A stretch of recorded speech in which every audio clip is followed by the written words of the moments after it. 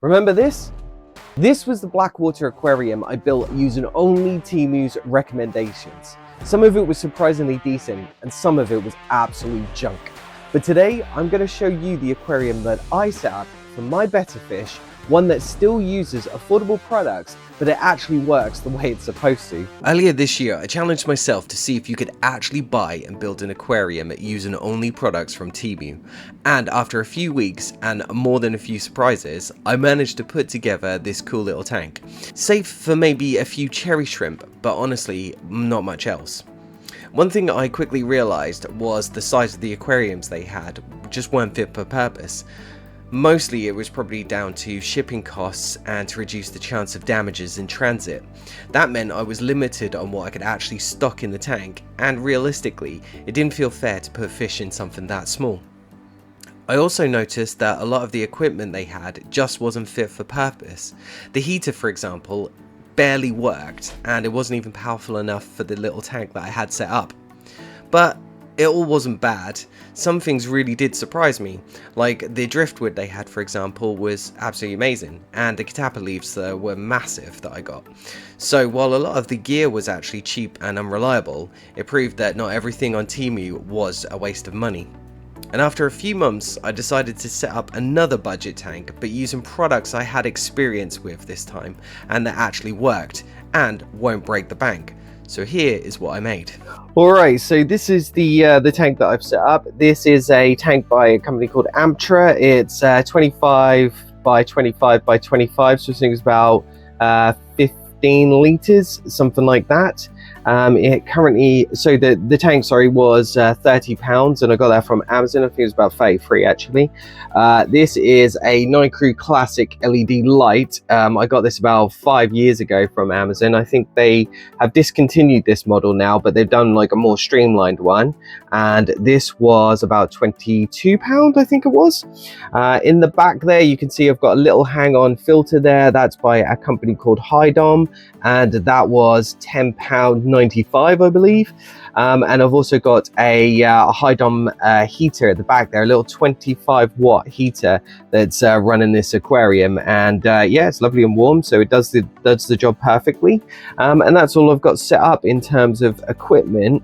That piece of root wood that you got right at the back there, it comes out and into the back, was about £8. I can't remember the website I got that from. All the botanicals that I've got, all the leaves and various bits, some were collected by me, some that I buy, but also a lot of the stuff that I have here is also from my own store, so check out the link below if you want to buy it from me.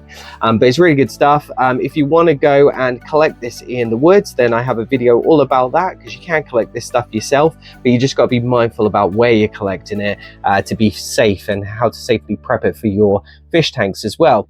And other than that, all the plants and mosses and everything that I've got in here all come from old aquariums, so I've recycled essentially everything there, so I haven't actually had to pay a whole lot of money for the setup of this tank. And yeah, as you can see there, looks absolutely awesome. My little better fish, his name's Stanley there, he seems really happy in this tank.